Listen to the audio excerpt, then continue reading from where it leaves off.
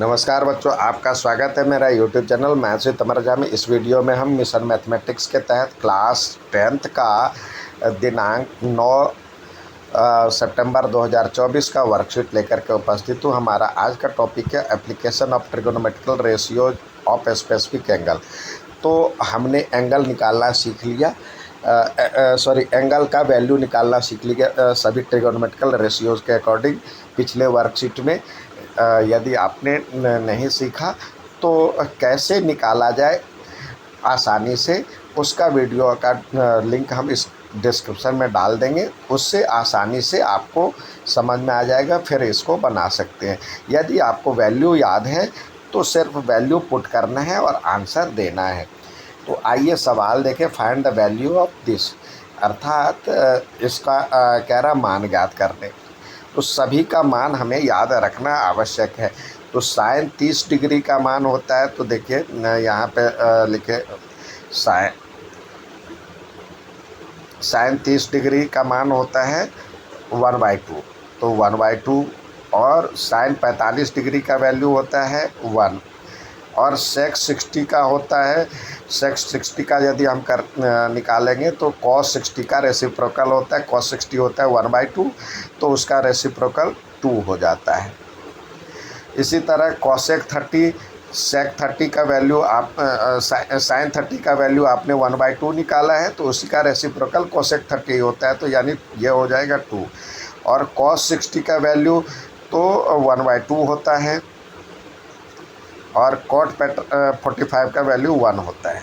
ये आपने पुट कर लिया। अब इसको जो है हल करना है।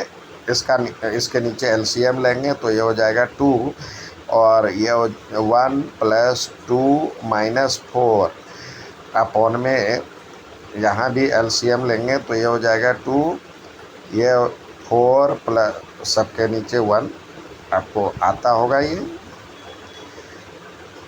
+1 प्लस यहाँ पे हो जाएगा 2। तो इस तरह से ये जब ये नीचे वाला तो कट जाएगा और आपका आंसर हो जाएगा 3 में से 4 गया तो -1, और 4 × 1 = 5, 2 = 7, यही आपका आंसर आ गया। इसी प्रकार कह रहा है इसमें सही उत्तर की पुष्टि कीजिए। tan 30 डिग्री अपॉन में 1 - sin tan स्क्वायर 30 डिग्री। तो देखिए ये यहाँ पे एक नया चीज़ है, tan स्क्वायर 30 डिग्री। तो इसका मतलब होता है tan 30 का स्क्वायर है, यानी जब हम स्क्वायर की बात करते हैं तो इसमें इस तरह से पोजिशनिंग किया जाता है। तो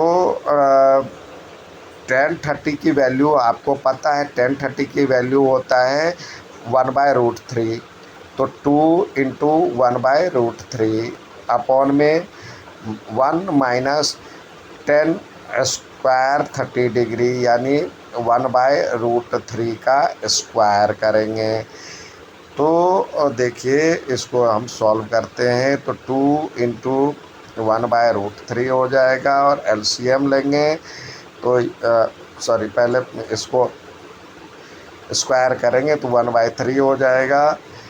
फिर इसको और सॉल्व करेंगे तो 2 अपॉन में √3, और ये हो जाएगा एलसीएम लेंगे तो 3 में से 1 गया तो 2/√3, और इंटू ये रेसिप्रोकल हो जाएगा, ये हो जाएगा 3 अपॉन में 2। तो यहाँ पे 2 से 2 कट गया। अब इससे ये कट करके √3 आ जाएगा, यानी √3 हो गया आंसर। अब √3 किसका वैल्यू होता है? √3 tan 60 का वैल्यू होता है, तो ये इसका सही आंसर है। अब यहाँ पे कह रहा है ट्रायंगल ABC में B 90 डिग्री है, AB 5 सेंटीमीटर है, AC भी 30 डिग्री है। तो BC और AC की लंबाई ज्ञात करना है, यानी BC और AC की लंबाई ज्ञात करना है। तो देखिए अब हम याद करें जो कि किसमें, अब बीसी की लंबाई याद करेंगे तो इसका और इसका रिलेशन क्या है, 10 तो यहाँ पे 10 या कोट लेंगे तो 10 30 डिग्री बराबर में इसके लिए परपेंडिकुलर हो जाएगा और ये बेस हो जाएगा और ये हाइपोटेनियस हो जाएगा। तो आपको 10 का वैल्यू पता है, पी बाई बी होता है, तो ए बी अपॉन में बी सी, और 10 30 की वैल्यू आपको पता है 1/√3 होता है, और ए बी यहाँ पे 5 दिया हुआ है और बी सी नहीं पता है। तो इस तरह से बी सी बराबर में 5√3 और सेंटीमीटर यूनिट है तो 5√3 सेंटीमीटर हो गया, जैसे कि यहाँ भी दिया हुआ। अब 5√3 सेंटीमीटर। अब इसका और इसका रिलेशन क्या होता है, किस में होता है, सेक या सॉरी साइन या कोसेक में होता है। तो यहाँ पे लिखे साइन 30 डिग्री बराबर में होता है P/H। तो साइन 30 डिग्री की वैल्यू होता है 1/2 और बराबर में P की वैल्यू आपको दिया हुआ, मतलब यहाँ पे एक बार लिख ले, AB अपॉन में AC।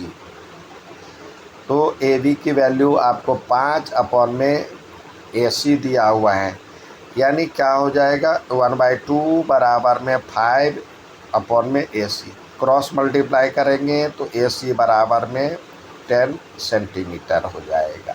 तो इस तरह से इसका आंसर हो। उम्मीद है समझ में आया होगा। अच्छा लगे तो लाइक सब्सक्राइब शेयर ज़रूर करें। धन्यवाद।